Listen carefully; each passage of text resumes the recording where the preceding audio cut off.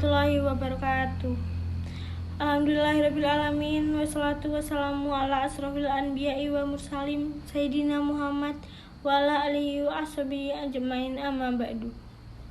Hadirin yang saya hormati, izinkan saya menyampaikan ceramah mengenai peranan mahasiswa dalam penegakan akhlakul karimah di masyarakat. Sebelumnya, saya akan menyampaikan mengenai akhlakul karimah terlebih dahulu. Di sini, manusia tergolong ke dalam makhluk sosial, yang artinya manusia di dalam kehidupannya selalu ketergantungan terhadap orang lain, saling membutuhkan satu sama lain, karena masing-masing individu selalu memiliki kelebihan dan kekurangannya masing-masing.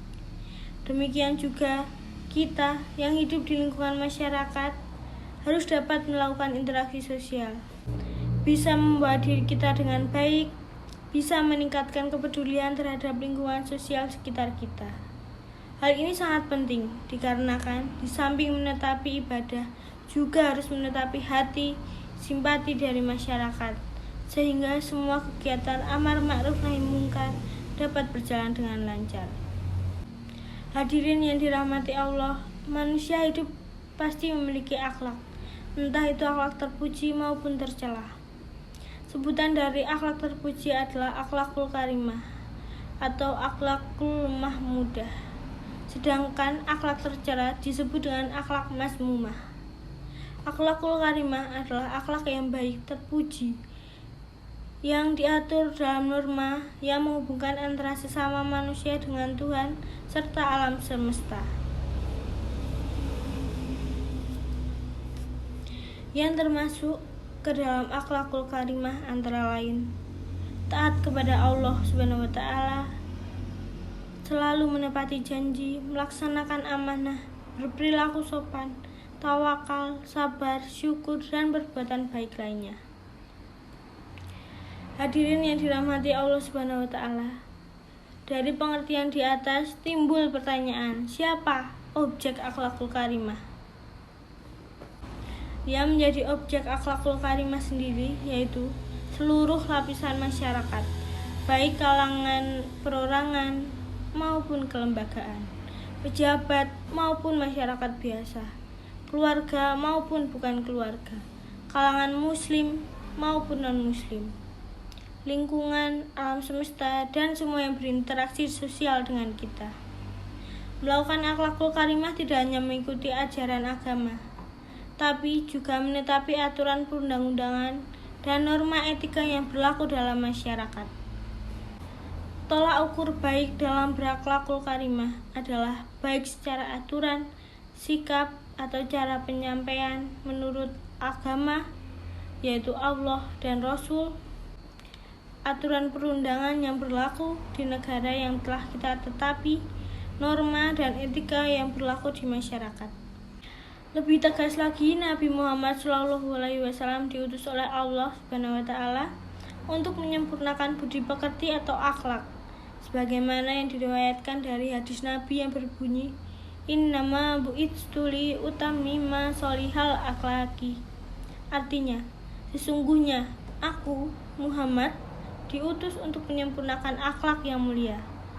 Dikutip dari hadis riwayat Ahmad. Bahkan, seorang muslim tidak dinilai menjadi muslim yang sempurna jika dia tidak berakhlakul karimah. Sebagaimana dalam hadis yang berbunyi, dan berbuat baiklah pada orang yang menjadi tetanggamu, maka jadilah engkau orang Islam yang sempurna. Hadis riwayat Ibnu Majah an Abi Hurairah. Adapun ayat yang menerangkan tentang akhlakul karimah yaitu Quran surat Al-A'raf ayat 199 yang berbunyi, Kuzil afwa wa murbil urti wa a'rid anil jahilin, yang artinya, jadilah engkau pemaaf dan suruhlah orang mengerjakan yang ma'ruf, serta berpalinglah dari orang-orang yang bodoh. Ayat ini singkat namun padat dan mengandung arti yang begitu luas. Dengan kalimat yang singkat, sudah mencakup seluruh aspek akhlakul karimah. Ayat ini memerintahkan kita kepada 3 hal. Kata yang pertama, kuzil afwa, yang berarti maafkanlah. Kata yang kedua, wamul bi urti, yang artinya suruhlah orang mengerjakan yang baik atau ma'ruf. Yang ketiga, wa'arid anil jahilin, artinya berpalinglah dari orang-orang yang bodoh.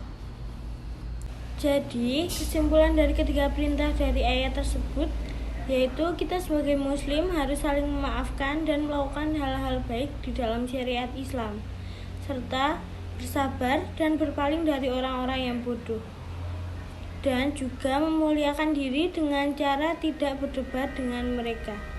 Hadirin yang dirahmati Allah, seperti yang kita ketahui, perkembangan zaman membuat akhlakul karimah semakin minim.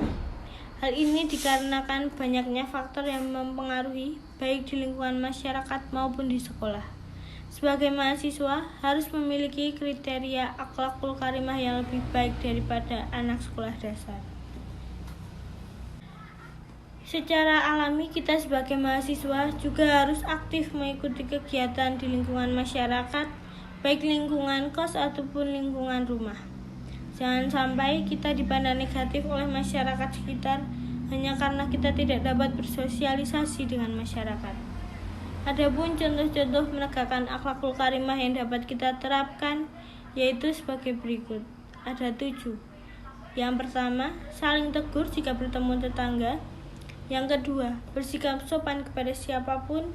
Yang ketiga, berhati-hati saat menggunakan sepeda motor. Yang keempat, melayat jika ada tetangga yang meninggal. Yang kelima, menjenguk warga lain yang sakit. Yang keenam, ikut serta kegiatan kemasyarakatan. Dan yang terakhir, menjaga keamanan lingkungan sekitar. Demikian kiranya yang dapat saya sampaikan, kurang lebihnya saya mohon maaf.